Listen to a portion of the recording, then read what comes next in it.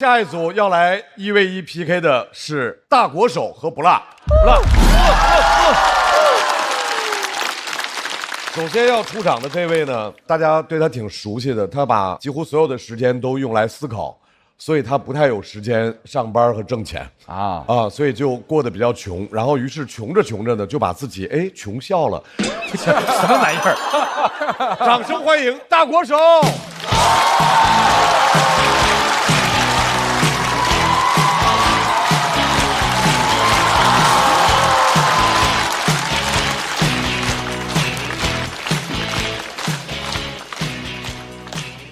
嗨，大家好，我是大国手，是个学哲学的，5年没上班。不是我找不到工作，而是我找到了更多，找自我价值，找人生意义，找朋友借钱。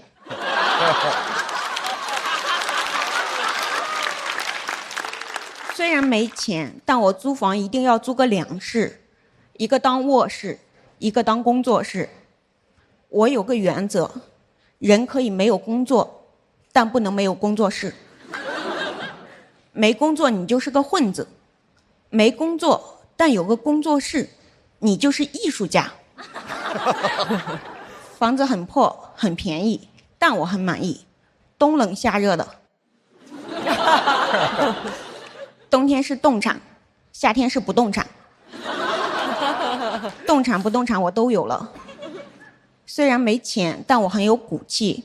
之前有个机构找我去当成功学讲师。我这么穷，看上我啥了？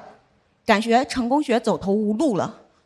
他给我承诺1个小时1000块，我好心动呀。但我是学道德哲学的。我的专业要求我不能撒谎，要求真，我就没有去。所以什么是真？真就是我真缺钱。读书真是害了我。我发现有些人穷，他不光是能力有问题，他态度也有问题。他就该穷。他穷的充满了确定性，小确穷。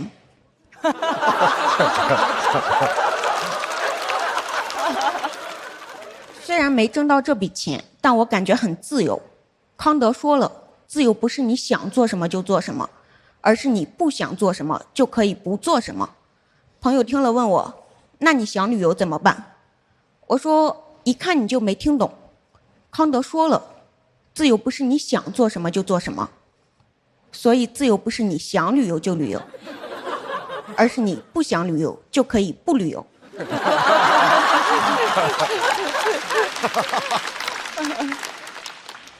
他说，那你不想不旅游怎么办？说实话我没听懂，但我有点想旅游了。当然我没去。穷人满足欲望的方式主要靠禁欲。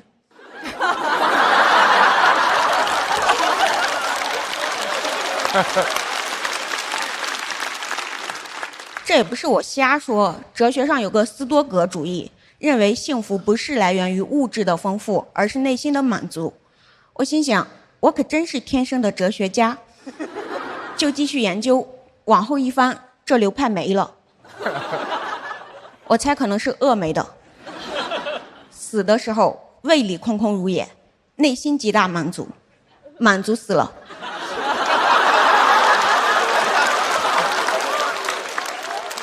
但这毕竟是书上的东西，我也没被吓住。直到有一个穷朋友生病了，连夜进了 ICU， 我就有点慌了。我是不是太穷了？这样的生活有保障吗？生病了怎么办？我要不要还他的钱？没还也没多少，我就帮他转发水滴筹，3天就筹够了。我瞬间就不怕生病了。生命自有出路，他可以，我也可以。而且我想愁就愁，不想愁就不愁，一点也不愁。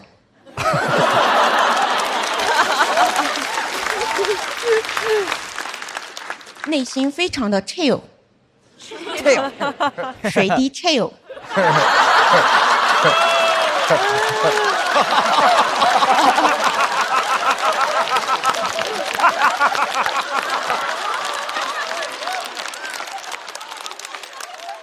我就在这种 chill 的状态下探索生活。23年就开始尝试脱口秀，还自费去外地参加比赛，没钱住宿，就在一个女性物品闲置群里问有没有姐妹让我小额付费住一下沙发。我希望有人联系我，但真有个人联系我，我又有点害怕，我怕他嘎我腰子。我理性分析了一下，一个腰子还能活，酒店1晚300真要命。我正瞎想呢，他给我发微信，我要去看演唱会了，要是就给你放门外，你就当自己家。我觉得他人好好呀，要是能带我去看演唱会就更好了。虽然穷，但活得很有安全感，因为朋友和陌生人都给了我很多爱，还借给我很多钱。我真的很幸运，也就是遇上了这群朋友们。后来上完节目还完了债，我的债主也真的很幸运，也就是遇上了脱口秀和他的朋友们。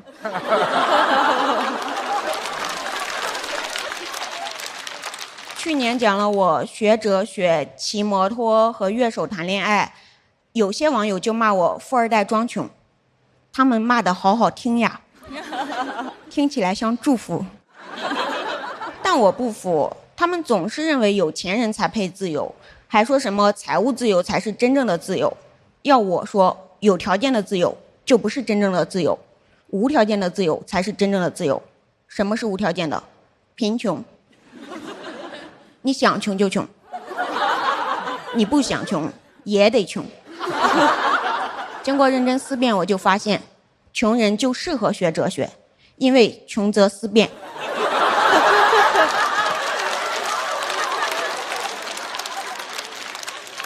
哲学的智慧是无穷的，学哲学的人有穷的。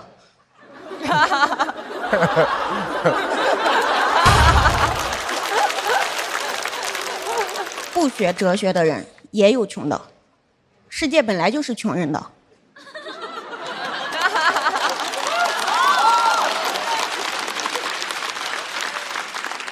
有报告说，全国只有0.33%的人是富人，也就是1万个人里面只有33个人是富人，是豪门，而我们穷门。我不陷入豪门，因为豪门会没落，穷门永存。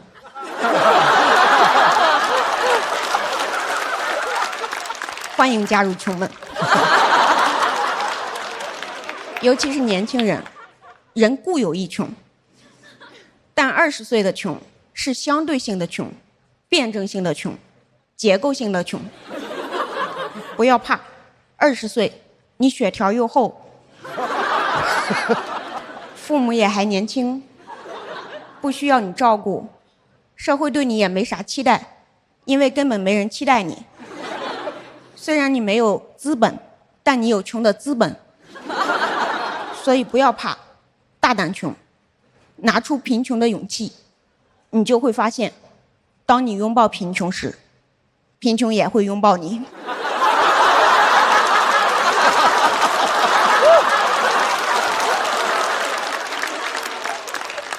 是不是还挺励志的？成功学就是看中了我这个。本来结尾我想送大家财务自由的，经过一番思辨，我又觉得算了，不是我不想送，也不是我不想不送，而是康德说了，当你不想要财务自由的时候，你就自由了。谢谢大家，我是大国手。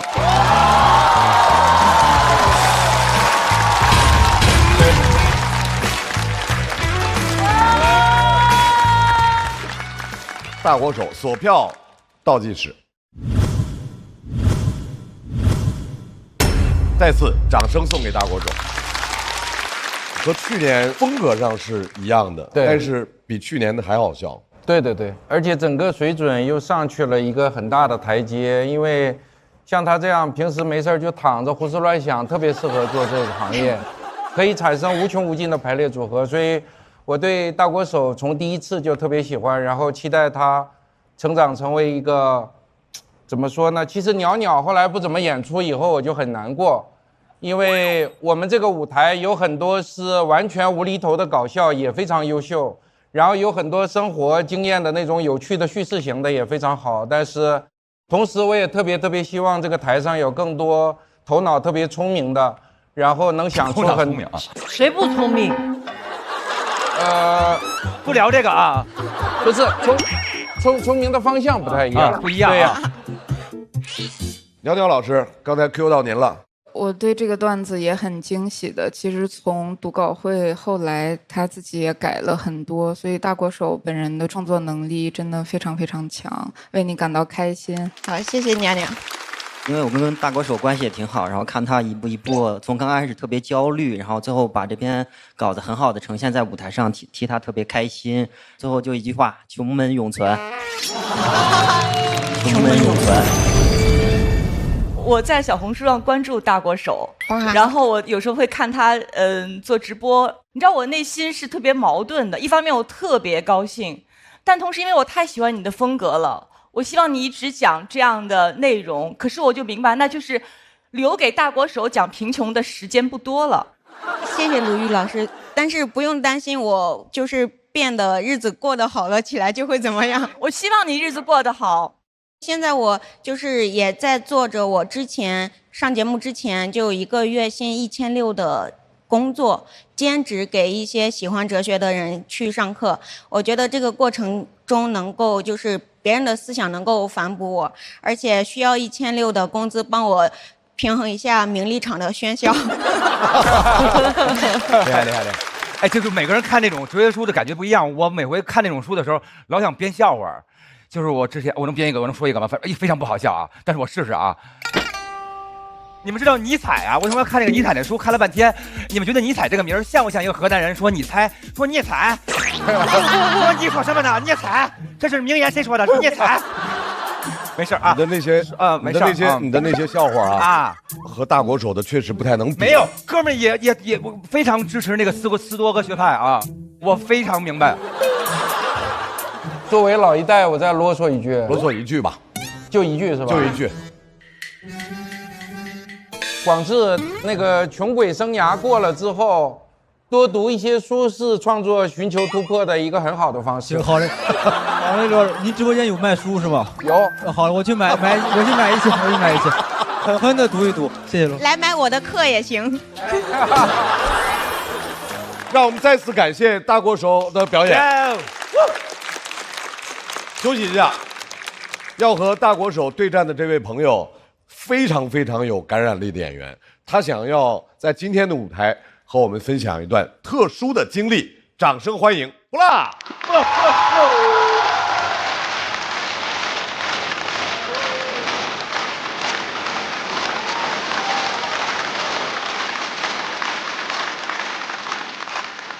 哎呦，你们好棒！是不啦？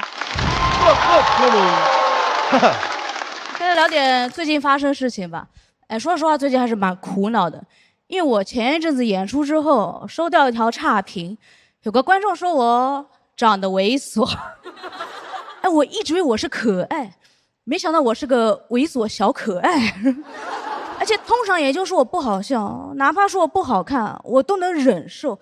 但说猥琐是不是有点太过分了呢？哎，我甚至不知道一个女生怎么样才算长得猥琐。我网上去搜猥琐女，跳出来哇塞，全是男的，要么女的模仿男的。我想完了，他该不会骂我像个男的吧？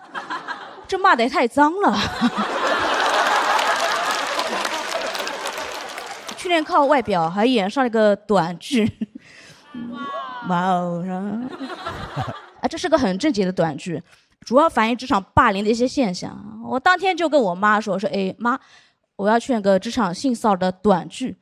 她马上就紧张起来，她说，哎呦，那你不要吃亏哦，哎，人家摸过来了你巴掌，那个打过去哦。我说，哎，妈，是我去摸人家。她一听，呀，那你也不要吃亏啊。说人家过来了，你巴掌的那个摸过去啊。他们摄像老师出来给我讲戏，他说：“哎，老师，哎，等一下，是你的第一场戏啊，好吧，是个眼神戏啊。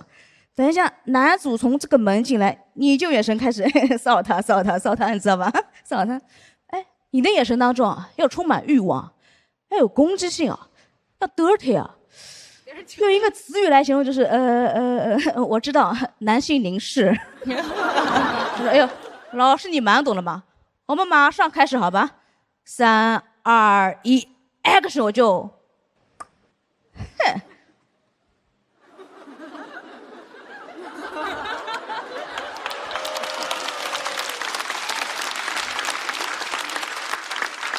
然后刚演完，那边一喊咔，我就知道完了，哇塞，一条过。我看男主也要完了，因为他整个人愣在那边，哇塞，根本接不住我的戏。哎，说他根本不知道该怎么样，他见我站在那边就走了过来，毕恭毕敬给我鞠了一个躬。他说：“哎呦，老师，哇，您刚才真是演得太好了。哎，您是科班出身的吧？哎，刚才那些是学校的老师教你的吗？”我说：“不是，是社会上的老登教我的。”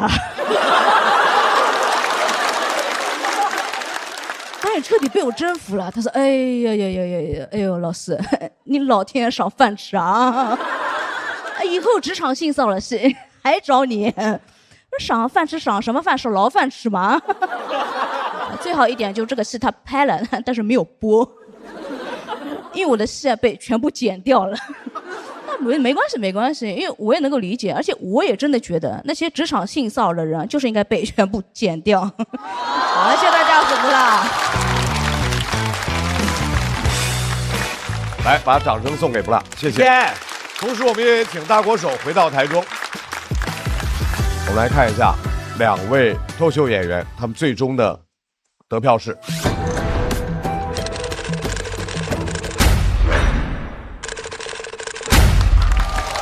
恭喜大国手进入到晋级区，加油！谢谢。